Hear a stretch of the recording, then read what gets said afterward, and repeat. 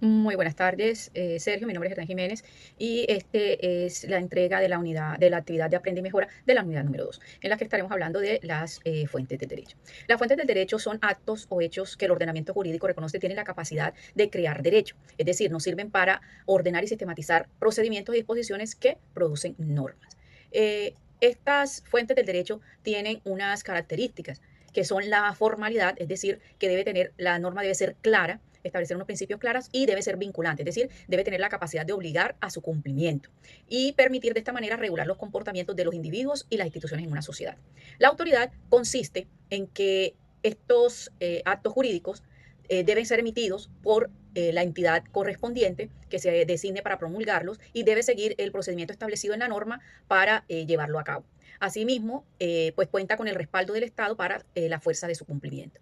La jerarquía es esa estructura en la que se organiza y se establece una priorización en la aplicación de las normas, lo que quiere decir que las normas superiores prevalecen sobre las normas inferiores. Esto previene conflictos y ayuda cuando hay contradicciones o controversias en la forma de aplicación de una ley.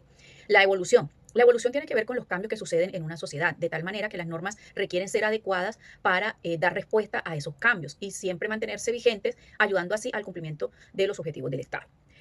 Igualmente hay una relación muy estrecha con la sociedad y las fuentes del derecho, porque es una relación de doble vía, en el sentido en que así como la sociedad produce cambios y produce derechos, también las fuentes del derecho, al introducir normas, ayuda a introducir en la sociedad ciertos cambios. Hablemos ahora de la clasificación de las fuentes del derecho. En esta clasificación se encuentran las fuentes históricas, las fuentes formales y las fuentes materiales. Las fuentes históricas pues son todos aquellos documentos y disposiciones jurídicas que han servido o sirven todavía en la elaboración del derecho, en el ejemplo el Código de Hammurabi, la Ley de las 12 tablas, ¿sí? Dentro de las fuentes también están las fuentes formales, ¿sí? Estas fuentes formales la más importante o preponderante va a ser la ley. Las fuentes formales son todos aquellos procesos y documentos que dan forma a las normas. De ellas se citan dos, las más importantes como las fuentes principales, que son la ley, ¿cierto? Eh, y la costumbre. La ley está definida en el Código Civil, en el artículo 4, como la declaración de la voluntad general soberana manifestada en la forma prevenida en la Constitución y tiene el carácter de mandar, prohibir, permitir o castigar. La costumbre, por otro lado, también se debe tener en cuenta, ya que según lo establecido por la Corte Constitucional en la sentencia 284 de 1900, C284 de 2015, perdón, la Corte Constitucional sostiene que la costumbre también puede clasificarse como una fuente de derecho, dado que cuando no existe una norma se puede fijar de ella, ¿sí? Más que todo se utiliza en el ámbito del derecho mercantil.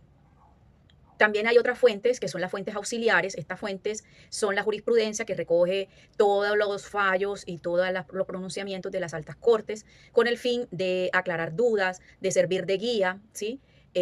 Sobre casos similares o dar sentido de interpretación en ciertos momentos. La doctrina, por otro lado, tiene que ver ya con el estudio más hacia el lado científico y de opiniones de los juristas.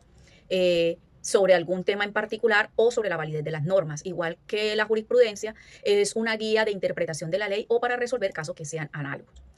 También se encuentran los principios generales del derecho, que son aquellos que sirven para crear e interpretar o integrar el derecho por su carácter de ser universales, abstractos e inmutables. Un ejemplo de ellos, el principio de la buena fe.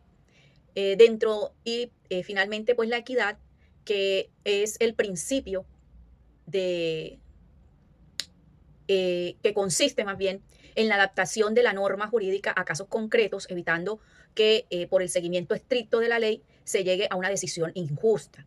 Es lo justo más allá de la ley escrita.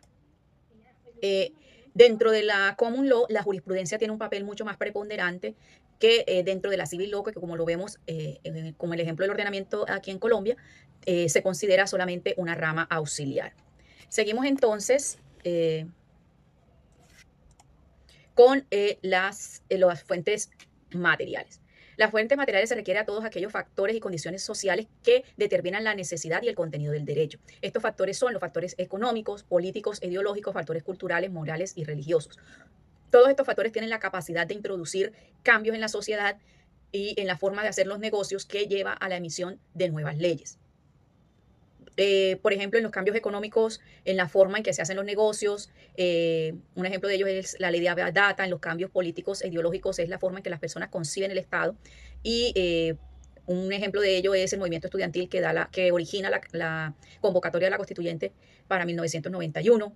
Factores culturales también se incluyen dentro de estas fuentes materiales, dado que los cambios en la cultura, en las preocupaciones de la sociedad, también originan nuevos derechos. En este momento pues tenemos la discusión del aborto, de las parejas del mismo sexo, que son discusiones y preocupaciones, la ideología de género de la sociedad actual. También se incluyen aquí los factores morales y religiosos, dado que también por su carácter también pueden llegar a tener una influencia en los comportamientos de la sociedad. Un ejemplo de ello pues, fue la introducción del cristianismo o la separación de la iglesia y el poder promovida por los protestantes. Pasaremos ahora a ver la jerarquía entonces de las leyes en Colombia. Encontramos que la ley suprema, la norma de normas de la Constitución Política de Colombia 1991, de ahí se desprende la ley y todos los ordenamientos que allí se incluyen. Allí también tienen cabida los tratados internacionales a los cuales el país se ha acogido a través de las leyes. Están los decretos ley, los códigos, las ordenanzas. Luego los acuerdos municipales. Las ordenanzas tienen un ámbito en los departamentos, los acuerdos municipales solo en el municipio a que se refieren, los decretos municipales solo al municipio al que se refiere, y también están las circulares. Ahora hablemos del hecho jurídico, perdón. El hecho jurídico es todo acontecimiento o falta de acontecimiento que puede venir de la naturaleza o del comportamiento humano, que tiene una consecuencia jurídica y puede crear, regular, modificar, extinguir relaciones jurídicas o sustituirlas, ¿sí?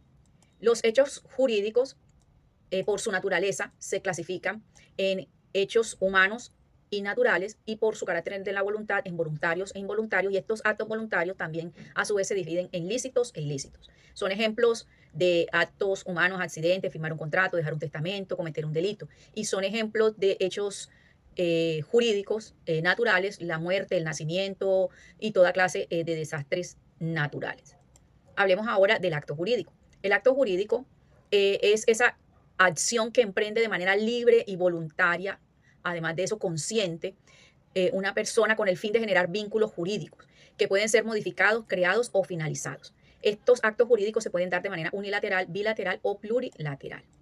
Y allí es donde radica la diferencia con el hecho jurídico, en el hecho jurídico no es imprescindible la voluntad humana, mientras que en el acto jurídico sí se requiere comprobar la voluntad de establecer ese acto.